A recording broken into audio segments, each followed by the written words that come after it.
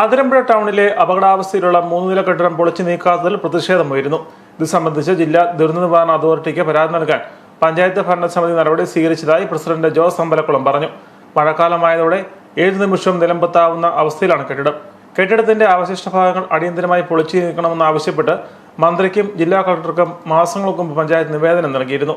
നടപടി ഉണ്ടാകാതിരുന്നതോടെ പ്രതിപക്ഷത്തുള്ള പഞ്ചായത്ത് അംഗങ്ങളും പ്രതിഷേധവുമായി എത്തിയിട്ടുണ്ട്.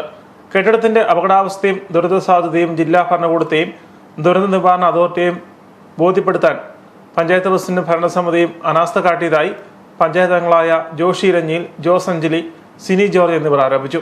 കഴിഞ്ഞ ഫെബ്രുവരി 24 നടന്ന പഞ്ചായത്ത് കമ്മിറ്റിയുടെ അസാധാരണ യോഗം വിഷയം ചർച്ച ചെയ്യുകയും അപകടാവസ്ഥ ഒഴിവാക്കാൻ നടപടി സ്വീകരിക്കണമെന്ന് മന്ത്രി വി എൻ വാസവൻ, ജില്ലാ കളക്ടർ, പൊതുമരാമത്ത് വകുപ്പ് അധികൃതർ എന്നിവരോട് ആവശ്യപ്പെടാൻ തീരുമാനിച്ചിരുന്നു. എന്നാൽ ഇതുവരെയും യാതൊരു നടപടിയും ഉണ്ടായിട്ടില്ല.